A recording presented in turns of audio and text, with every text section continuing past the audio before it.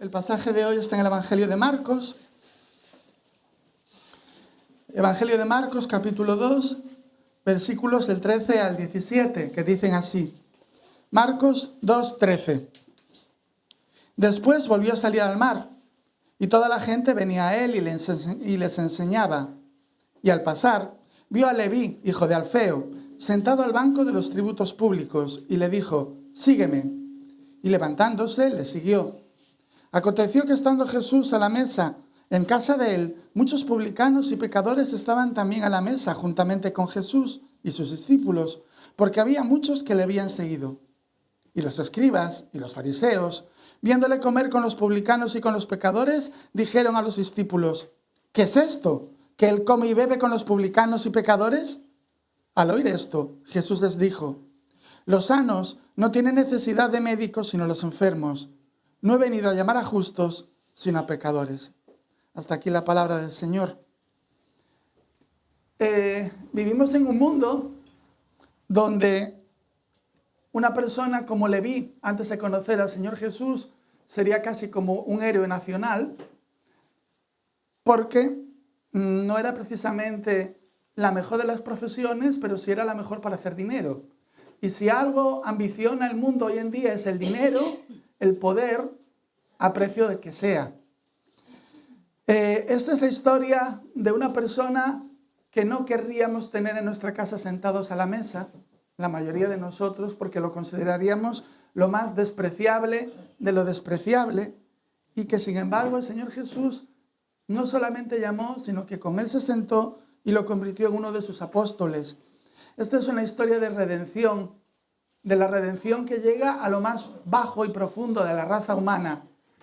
Y si aquellos que los hombres consideran lo peor pueden ser redimidos, esto también es una lección de que Dios ofrece su salvación a todos. Para empezar, vemos dónde se está produciendo esta historia. El Señor Jesús ha vuelto a cruzar el mar de Galilea y toda la gente que lo había estado escuchando en Capernaum, en Betsaida, en Caná y en los otros pueblos, lo va siguiendo de pueblo en pueblo. El Señor Jesús no se presta a hacer shows. Él sabe la necesidad que había en aquella gente. No busca su aplauso, sino que les enseñaba. Y sabemos qué es lo que les enseñaba, porque él mismo tenemos, por ejemplo, el Sermón del Monte. Y ahí podemos ver cómo era un día de clase con el Señor Jesús. Insuperable. Mientras el Señor Jesús está enseñando a las multitudes, lo más normal que esperarían la gente de aquel momento era que cuando entrara en una ciudad, pues fuera a ver y saludar a las autoridades importantes, que es lo que normalmente la gente del mundo suele hacer. Pero el Señor Jesús no va al ayuntamiento del pueblo donde está, sino que se dirige a la oficina de Hacienda. Y entendedme, por favor, con respeto, los que trabajéis para la administración pública y la Hacienda. No es la Hacienda de España, ni el Imperio Romano era un estado de derecho para todos por igual, sino que era el derecho para el emperador y pocos más. Allí el Señor Jesús ve a Leví, hijo de Alfeo, sentado al banco de los tributos públicos. Y aquí tengo que hacer un inciso, una especie de advertencia.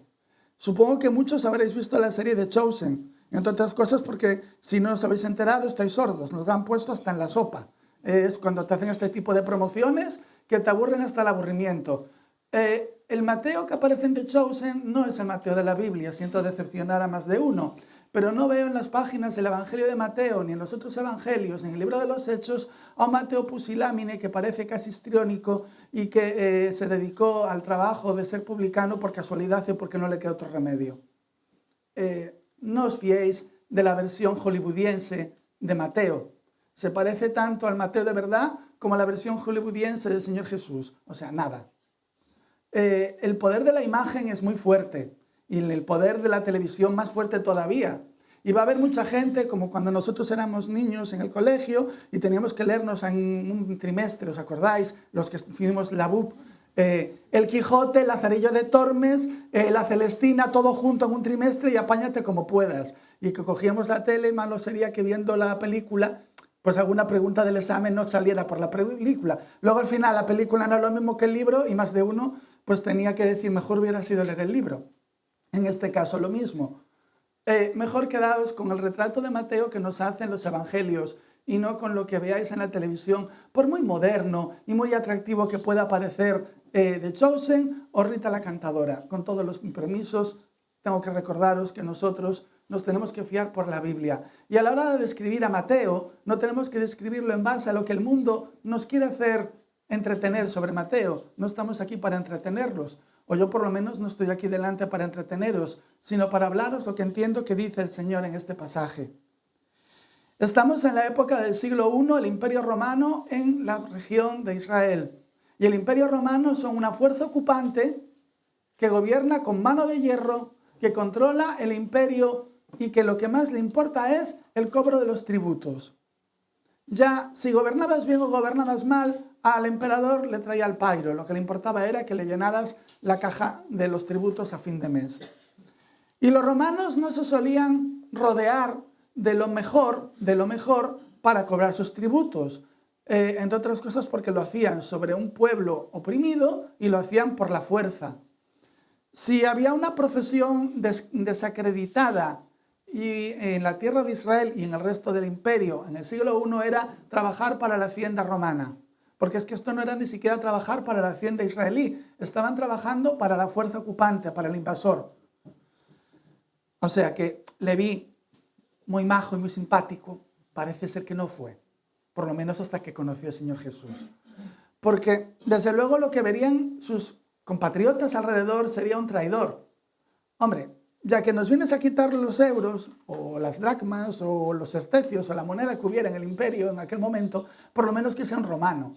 Pero no alguien de tu propia tierra que te esté a ti robando para dárselo al invasor y de paso llenándose el bolsillo, porque en aquel momento les permitían a los funcionarios cobrar un sobresueldo, no leal, no legal, no legítimo, un sobresueldo a la fuerza que de ti que no lo pagaras.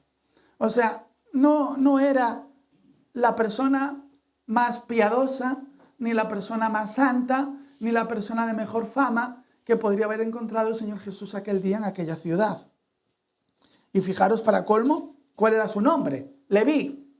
Es que no es que se llamase, pues no sé, nombre Absalón, que todos sabemos lo que hizo el Absalón original. No, Leví, para colmo tenía el nombre de uno de los hijos de Jacob y para colmo el nombre de la tribu que se ocupaba del sacerdocio y de las cosas santas. Y hombre, Leví de las cosas santas no es que se ocupara mucho, más bien se ocupaba de llenar los bolsillos. Es una persona que nunca jamás podríamos pensar que podría tener redención a los ojos del mundo. El mundo, ¿qué te dice? Que los buenos van al cielo y los malos al infierno. Equivocado. Porque si solamente los buenos fueran al cielo, no habría ido al cielo nadie. Está escrito en la Biblia en numerosas ocasiones, no hay justo ni aun uno. 2 guerras mundiales, más la bomba atómica en Hiroshima y Nagasaki, más la guerra de Corea, más la guerra de Bosnia, más la guerra de Ucrania. Hombre, el hombre bueno por naturaleza va a ser que no. Esto queda muy bien para la ilustración francesa del siglo XVIII y para Rousseau inventándose el mito del buen salvaje. Luego el salvaje, que era tan bueno, pues a lo mejor se dedicaba a cazar a la tribu de al lado para quitarle el corazón en sacrificios. El mito del buen salvaje y el mito de que el hombre es bueno por naturaleza no existe. Es un mito, eso sí que es un mito. No Adán y Eva, esos son personajes de verdad, de carne y hueso. Existieron. Y nosotros, que genéticamente estamos emparentados con ellos, no podemos negarlo. Pero el mito del buen salvaje, el mito de que los hombres son buenos, eso está muy de moda hoy en día porque es lo que a la gente le tranquiliza. Echarle la culpa a la sociedad alrededor, echarle la culpa al medio ambiente, echarle la culpa a lo que comes, echarle la culpa a quien sea, menos a ti mismo. Esto es como en Génesis 3. La mujer que tú me diste, o sea, Adán le echó la culpa a Eva y a Dios. Eva, la serpiente me engañó. O sea, aquí nadie hizo nada, pero todo el mundo pecó. En esta historia vemos el corazón del hombre en su momento más podrido, por así decirlo. Y sé que normalmente no nos gusta ver así a Mateo. Tampoco nos gusta vernos a nosotros mismos. Pero ¿qué dice la Escritura? No hay justo ni uno, no hay quien entienda, no hay quien busque a Dios, no hay ni siquiera uno. Sepulcro es su garganta. Estamos podridos por el pecado. Hoy estamos en domingo y venimos con la mejor ropa. Y entiendo que quiero pensar que todos nos hemos duchado, peinado, y hombre, yo como tenía que predicar me he afeitado. Pero eso no afecta al corazón. El corazón del hombre está alejado de Dios si Dios no está dentro. Y no importa la nación, no importa el país, no importa la época. Esta es una historia del siglo I, pero es perfectamente atribuible al siglo XXI. Porque la corrupción en España campa por sus respetos, o sea, mucho no hemos cambiado. Cuando el Señor Jesús se encuentra con aquel hombre, ¿qué le dice? Eres tremendamente espantoso, para el infierno contigo no quiero nada. No. El Señor Jesús, ¿qué le dice? Lo ve, tiene compasión de él y le dice, sígueme. El seguirle implica claramente que Mateo iba a tener que renunciar a todo a lo que estaba acostumbrado. Iba a tener que dejar de robar, iba a tener que dejar su profesión, porque su profesión en aquel momento, no ahora, pero en aquel momento, era robar. Iba a tener que pasar por la vergüenza. Ya, imaginaos lo que pensaría la familia. Ya lo veían, lo despreciarían por trabajar para los romanos, era para colmo, se va con Jesús, ya el acabose. Mateo se estaba exponiendo a todo, completamente, pero tenía que saber, hay una oportunidad. ¿Realmente Dios da una oportunidad a los hombres? ¿Realmente Dios puede cambiar la vida de los hombres? ¿Realmente Dios puede cambiar a Leví y convertirlo en Mateo? Y la Biblia nos dice, sí. ¿Acaso no fue Saulo de Tarso convertido en el apóstol Pablo? ¿Acaso David el pastor no fue el rey de Israel? ¿Acaso Judá el adúltero no fue el patriarca de una de las tribus de Israel y de quien luego físicamente descendería el rey? ¿Acaso Rahab la ramera no fue luego casada con un príncipe de la tribu de Judá y de ella físicamente desciende el Señor Jesús conforme a la carne? ¿Acaso no fue Noé un borracho, Abraham un mentiroso, Isaac un cobarde, Jacob un mentiroso, no sé cuántas veces? La Biblia nos explica y no nos oculta cómo somos los hombres. Los libros religiosos sí, y los libros de autoayuda. Enséñate a ti mismo, tienes el poder dentro de ti. El poder dentro de ti, creo que el único poder que tenemos los hombres dentro de nosotros es para hacer el mal. Para hacer el bien parece que no lo hemos aprendido nunca. Ni nosotros tenemos el poder para hacer el bien, ni nosotros podemos conseguir cambiar nada de nosotros mismos. Leví, ¿cuánto tiempo llevaría trabajando para los romanos? No lo sabemos, seguramente mucho o poco. Pero no importaba, había caído hasta lo más hondo. ¿Y nosotros? Por nuestro pecado, también hemos caído en lo más hondo. No somos mejores que él. No somos mejores que una persona que ha traicionado a su pueblo, porque nosotros, por nuestro pecado, nos rebelamos contra Dios. Y mayor es la rebelión contra Dios que la traición contra el pueblo. Y sin embargo, el Señor Jesús le dijo, sígueme. Y en esta mañana de domingo, independientemente de si eres evangélico o no, independientemente de si tus padres, tu mujer, tu marido o tus hijos, tus primos, tus tíos o tu familia son del Señor o no, en esta mañana el Señor Jesús te está diciendo, si no eres de él, lo mismo, sígueme. Deja todo atrás. Olvídate de todo. Yo puedo borrarlo todo. Yo puedo perdonarlo todo. No me importa tu familia. No me importa de dónde vengas. No me importa el dinero que tengas en el banco. No quiero tu dinero. No quiero tu poder. No quiero tu autoridad. Solamente quiero, como dicen Proverbios, dame, hijo mío, tu corazón y miren tus ojos por mis caminos. Esto es lo que el Señor Jesús en esta mañana nos está diciendo a cada uno de nosotros. No al que está sentado a nuestro lado en el banco o 3 filas más atrás, sino a cada uno de nosotros. ¿Le seguimos? El Señor Jesús está hablando.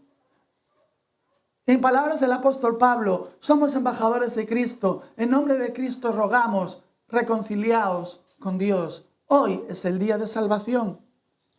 Y Mateo, aquel día, lo entendió y creyó y lo siguió. Y se levantó de aquel lodazal donde estaba y siguió al Señor Jesús. Dice el versículo 15, no solamente le siguió, sino que lo invitó a su casa. y allí le hizo una fiesta al Señor Jesús para que delante de todo el mundo supieran que él, Mateo, no se avergonzaba de sentarse al lado del Señor Jesús y de que todo el mundo supiera que él ahora era seguidor de Cristo. Y nosotros muchas veces nos avergonzamos incluso cuando nuestros compatriotas, y no hay mayor deporte de los españoles más que blasfemar, blasfeman. Y no somos a veces capaces ni de decirles, por favor, delante mía, no insultes a mi Dios. Mateo se enfrentó a todos. En este momento ha dejado la administración del emperador romano. En aquel momento al capitán romano de la guarnición podía darle un payá y llevárselo preso. ¿Cómo tú, que colaborabas con nosotros, te vas con este, que es un desarraigado que no conoce a nadie? Estás traicionando al imperio. Y Mateo se expuso su vida. Y nosotros, que vivimos cómodamente, exponemos un poquito. Yo no digo mucho, un poquito. En este caso, el ejemplo de Mateo nos debería avergonzar a los que somos el Señor. Porque cuando Mateo le siguió por completo. Con sus debilidades, es cierto. Con sus efectos, también, pero lo siguió. Y el Señor Jesús lo aceptó. Con sus problemas, con su pasado, sí. Y lo limpió completamente. Nunca el Señor Jesús le reprochó a Mateo lo que había pasado en su vida pasada. Fijaros, nunca, ni una sola vez. Y el Señor Jesús estuvo con Mateo bastantes años. Pero el Señor Jesús no le reprochó esto a Juan, ni se lo reprochó a Jacobo, ni se lo reprochó a ninguno de los otros apóstoles. Sí les reprochaba en el tiempo que estaban con él, cuando no entendían y metían el foco. Pero el pecado que ha sido borrado y ya no vuelve a recordarse. Sin embargo, mirad cómo somos los hombres. El Señor Jesús está sentado en casa. Hay fiesta en la casa de Mateo. Las puertas están abiertas. Fijaros, normalmente cuando hacemos una fiesta invitamos a nuestros amigos. No invitamos a todo el mundo a entrar en casa para que nos vean. Pero Mateo ha abierto las puertas completas de su casa. Todo el pueblo puede entrar en la casa de Mateo el publicano. Todos, absolutamente todos, porque allí están hasta los fariseos y los escribas. A los ojos de todo el pueblo, Mateo quiere que su pueblo sepa que él ahora es un seguidor de Jesús y si ellos quieren, también pueden serlo. Y aquí tenemos la justicia propia de los hombres. Había muchos publicanos, había muchos que a los ojos de los hombres eran pecadores. ¿Por qué? Porque no se sometían a los ritos religiosos de la religión de turno, porque probablemente muchos de ellos vivirían vidas incluso peores que las de Mateo. Y sin embargo el Señor Jesús ha sentado a su lado, no los ha despreciado, no los ha rechazado. ¿Por qué? Porque el Señor Jesús vino a buscar lo que se había perdido. El Señor Jesús vino a buscar pecadores. Si viniera a buscar justos, ninguno de nosotros, empezando por el que os habla y acabando por los que están al final, ninguno de nosotros estaríamos aquí, porque todos somos pecadores, porque todos somos injustos, porque todos nos hemos alejado de Dios, porque todos le hemos ofendido. Pero nosotros podemos vernos en aquel día, en aquella mesa, sentados a la mesa. Puede que no seamos publicanos, pero sí somos pecadores. Y el Señor Jesús, que no rechazó a los pecadores sentados aquel día a la mesa, no nos rechazaría a nosotros, que hemos creído en Él. Ni tampoco te rechazaría a ti, que me oyes y que no conozco tu corazón, pero tú sabes si no le conoces.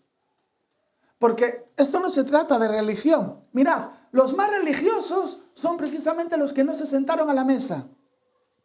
Los escribas y los fariseos, viéndole comer con los publicanos y con los pecadores, dijeron a sus discípulos: ¿qué es esto? Que él come y bebe con los publicanos y con los pecadores.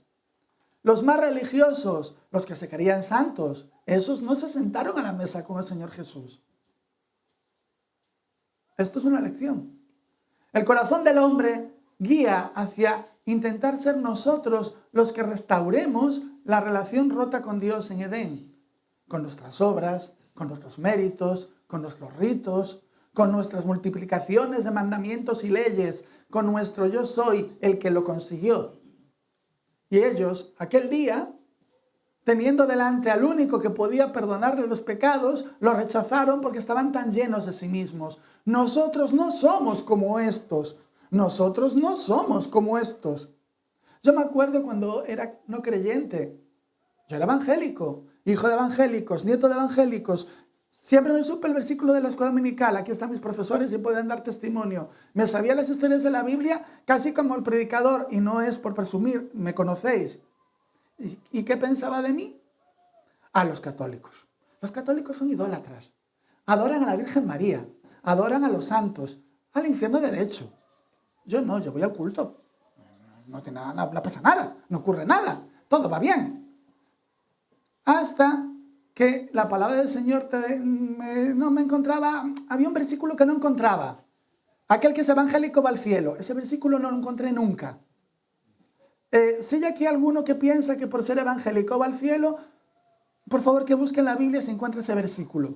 Porque no está, no existe. Y si encuentra algún versículo que diga que por ser católico se va al infierno, también por favor que me lo diga, porque tampoco lo va a encontrar. El Señor Jesús no busca religión. El Señor Jesús busca el corazón.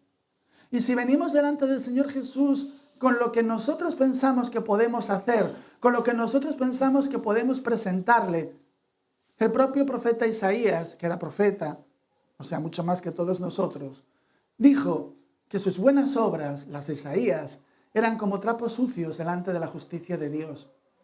Nosotros no podemos presentarnos delante de Dios con nada. No podemos hacer nada para merecer el cielo. El cielo no se gana, nos lo ganaron. ¿Quién nos lo ganó? El Señor Jesús en la cruz. Aquel que le dijo a Mateo, sígueme. ¿Y qué es lo que le dijo el Señor Jesús a los religiosos del momento?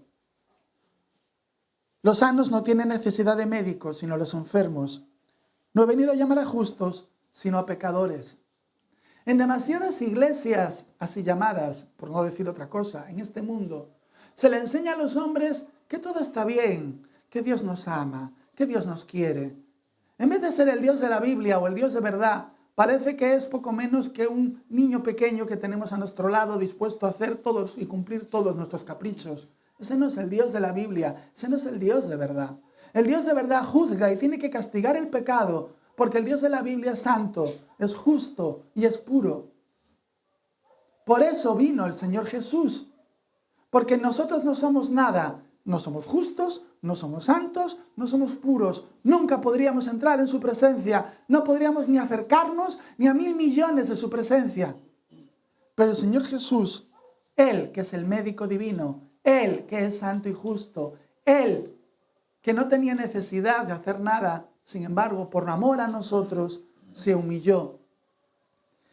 Y el médico dejó el hospital, por así decirlo. El médico dejó la dirección del hospital y se metió en la habitación de la chabola para curar a una persona enllagada. El Señor Jesús, el soberano Señor de cielos y tierra, de quien son todas las cosas y de quien todo lo que somos pertenece, vino por nosotros. Nosotros somos los enfermos.